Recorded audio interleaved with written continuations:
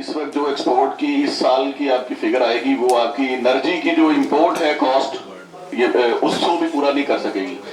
तो उस हवाले से हमें जो है ना एक तो अल्टरनेट एनर्जी का विंड के ऊपर भी जाना चाहिए, जिस तरह बाकी लोगों ने भी कहा कि डैम बनाने चाहिए। तो सबसे पहली बात जो है वो एक्सपोर्ट की पॉलिसी अनाउंस कराने की जरूरत है कि उसके लिए जो हमारे पास अवेलेबल चीजें हैं एटलीस्ट वो इजीली एक्सपोर्ट हो सके।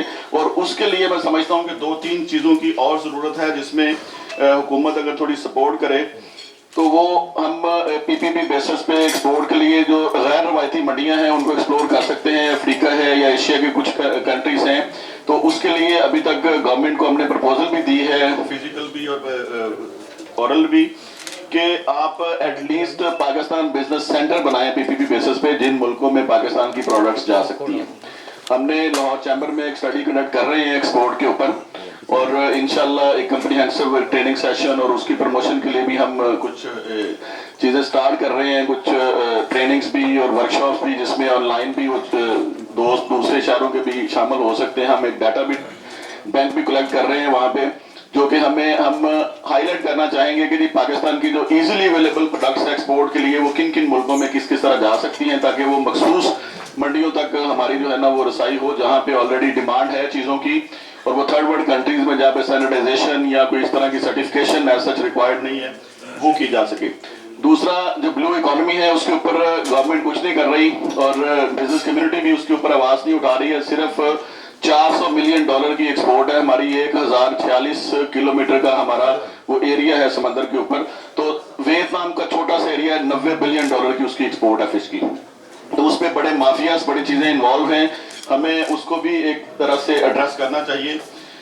फिर इंपोर्ट अल्टरनेट के ऊपर जो पॉलिसीज है उसकी बहुत सख्त जरूरत है इस वक्त कि जी इंपोर्ट अल्टरनेट के ऊपर जो है वो प्रपोज किया जाए, गवर्नमेंट को कोई इंसेंटिव लिए जाए, कोई उसमें वो रिड्यूस करें कोई टैक्सेशन के ऊपर, या स्पेशली यहाँ पे कोई लोन्स जो है ना इजी शराइत पे वो दिए जाए जो कि वो बहुत महंगे हैं।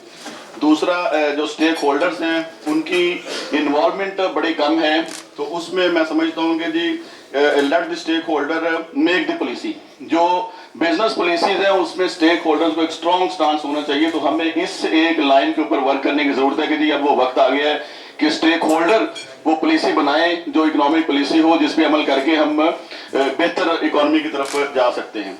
तो ये चंद एक चीजें हैं। एक चीज मैं और ऐड करना चाहता हूँ प्रेसिडेंट साहब की, ओआईसी की प्रेसिडेंटशिप इस वक्त पाकिस्तान के पास है।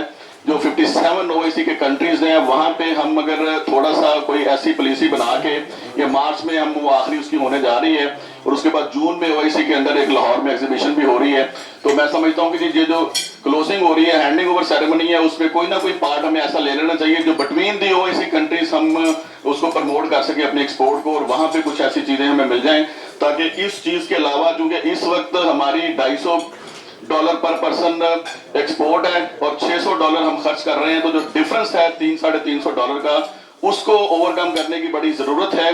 अदरवाइज जो हालात हैं वो मजीद खराब होने हैं, एक्सपोर्ट के अलावा कोई दूसरा हल हमारे पास नहीं है। तो ये मैं थोड़ी सी मेरी रिकमेंडेशन है जी। Thank you very much. Thank you sir.